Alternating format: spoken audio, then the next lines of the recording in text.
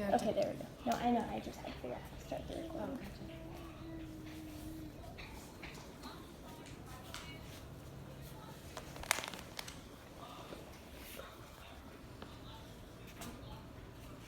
Rodeo is a way of life for many people. It's a family and faith-oriented event that provides entertainment, education, careers, and college scholarships, among other things. It even provides economic stimulus for the community. Rodeos promote family closeness, patriotism, hard work, and responsibility. The Shark Online provided a growing list of communities that have banned rodeos because, in part, some animal welfare groups are protesting and spreading false beliefs of animal cruelty within the rodeo. As a mom of a junior bull rider, I can't imagine a better place to watch my kid grow up and learn to be humble and kind and respectful, as well as learn to be supportive of those around him. I watch each week as these kids line up in their gear to attempt to ride their bull for the magical 8 seconds. I also watch each week as seasoned cowboys take their time to teach the next generation of bull riders the ins and outs of bull riding, beginning with caring for and respecting for their cattle.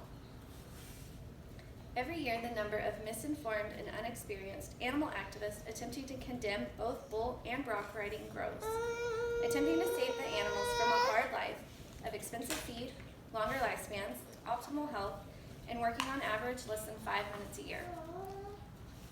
Rodeos provide jobs for animals that would be considered unnecessary, allowing them to have constant access to above average care. These animals are seen and treated as athletes and equals, making them vigorously protected by officials. While some bulls are bred to be bucking bulls, others come from dairy and beef farms, which both saves lives and adds years to their lives. Most of these bulls work their entire life, from steer roping all the way to bull riding. It's an undemanding job, leaving the bulls often still bucking at 15 plus years of age. Broncs are commonly bucking from 20 to 25 plus. So undemanding that the injury rate is less than 0.1%. In 21 PRCA rodeos, on an on-site survey, 15 were injured out of 26,584, making it 0.00041% of injury. Proof of consistent vet care is required for travel and for entry onto rodeo grounds. Good health equals good performance. You only perform as well as you feel.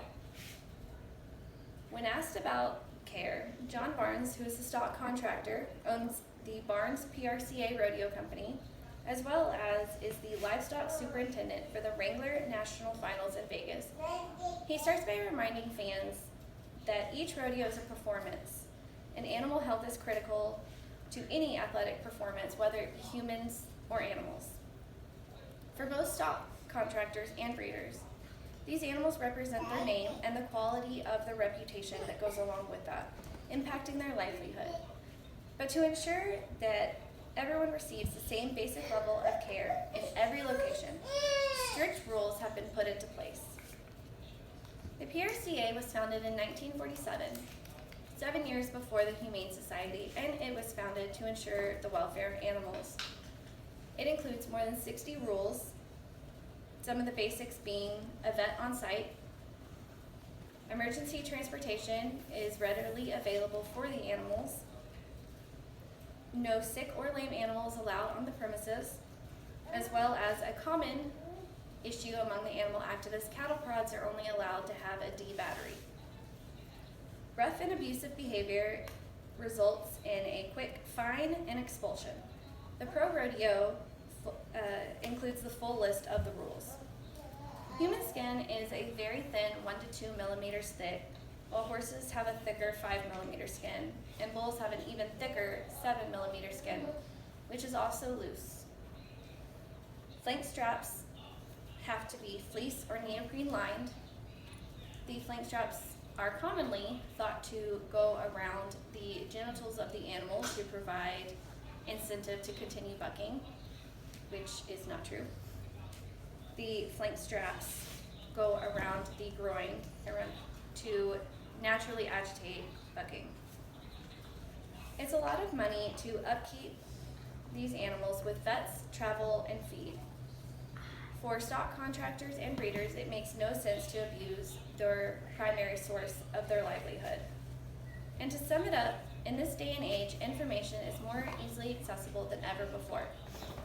But with that information is also misinformation based upon opinions and inexperience. What we need to remember is that rodeos are a time-honored tradition that began as a way to showcase how animals are cared for on the farm and ranch.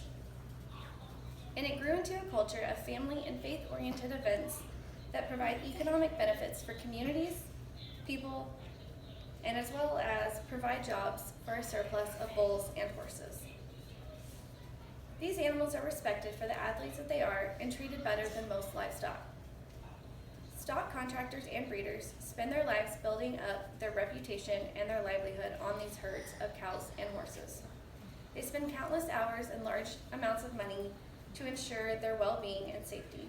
At the end of the day, it's simple, symbiotic relationships.